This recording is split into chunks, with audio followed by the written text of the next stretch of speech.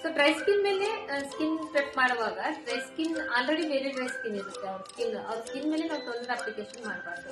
So toner application ಮಾಡೋದ್ರಿಂದ ಅವ್ರ skin ಇನ್ನೊಂದ್ ಸ್ವಲ್ಪ ಡ್ರೈ ಆಗುತ್ತೆ. ಸೊ ನಾವು ಅಲ್ಲಿ ಮಾಯಿಶ್ಚರೈಸರ್ ನ ಅಪ್ಲೈ ಮಾಡಬೇಕು. ಮಾಯಿಶ್ಚರೈಸರ್ ನ ಅವ್ರ ಡ್ರೈ ಸ್ಕಿನ್ ಇದೆ ಅಂದ್ರೆ ಒಂದು 2-3 ಲೇಯರ್ ಮಾಯಿಶ್ಚರೈಸರ್ ಅಪ್ಲೈ ಮಾಡಬೇಕು. ಬೇರೆ ಡ್ರೈ ಸ್ಕಿನ್ ಇದ್ರೆ ಒಂದು 2-3 ಲೇಯರ್ ಅಪ್ಲೈ ಮಾಡಬೇಕು. ಯಾಕಂದ್ರೆ ಅವ್ರ ಸ್ಕಿನ್ ಹೆಂಗಿರುತ್ತೆ ಅಂದ್ರೆ ಫ್ಲೇಕ್ಸ್ ಎಲ್ಲ ಬಿಡ್ತಾ ಇರುತ್ತೆ, ಸ್ಕಿನ್ ಎಲ್ಲ ಕಿತ್ಕೊಂಡ್ ಬಂದಿದೆ ಅನ್ನೋ ತರ ಇರುತ್ತೆ, ಪೌಡರ್ ಎಲ್ಲ ಇರುತ್ತೆ. ಸೊ ಆ ತರದ ಸ್ಕಿನ್ ಮೇಲೆ ನಾವು ಸ್ಕಿನ್ ಚೆಕ್ ಮಾಡೋ ಟೈಮಲ್ಲಿ ಅವ್ರ ಸ್ಕಿನ್ ಮಾಯಿಶ್ಚರೈಸಿಂಗ್ ಜಾಸ್ತಿ ಆಗಬೇಕು, ಹೈಡ್ರೇಟಿಂಗ್ ಲೆವೆಲ್ ಜಾಸ್ತಿ ಆಗಬೇಕು.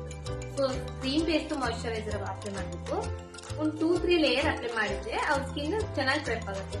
ಸೊ ಅದಾದ್ಮೇಲೆ ಕೂಡ ಅವ್ರ ಸ್ಕಿನ್ ಏನಾದ್ರೂ ಪ್ರೆಪ್ ಆಗಿಲ್ಲ ಅಂದ್ರೆ ಹೈರೋಲೋನಿಕ್ ಆಸಿಡ್ ಇರುವಂತದ್ದು ಸೆಟ್ಟಿಂಗ್ ಸ್ಪ್ರೇ ಬರುತ್ತೆ. ಸೊ ಆ ತರದ್ ಅಪ್ಲೈ ಮಾಡಬೇಕು. ಸೊ ಆ ತರದ್ ಬಂದು ರಿಕೋರ್ಡ್ ಬ್ರ್ಯಾಂಡ್ ನಲ್ಲಿ ಇದೆ ಆ ತರದ್ದು ಸೆಟ್ಟಿಂಗ್ ಸ್ಪ್ರೇ. ಅದರಲ್ಲಿ ಹೈರೋಲೋನಿಕ್ ಆಸಿಡ್ ಇರುತ್ತೆ. ಹೈರೋಲೋನಿಕ್ ಆಸಿಡ್ ಅಂದ್ರೆ ಬೇರೆ ಹೈಡ್ರೇಟಿಂಗ್ ಲೆವೆಲ್ ಇರುತ್ತೆ. ಸೊ ಹಂಗಾಗಿ ಆ ತರದ್ ಅಪ್ಲೈ ಮಾಡೋದ್ರಿಂದ ಡ್ರೈ ಸ್ಕಿನ್ ಚೆನ್ನಾಗಿ ಪ್ರೆಪ್ ಆಗುತ್ತೆ.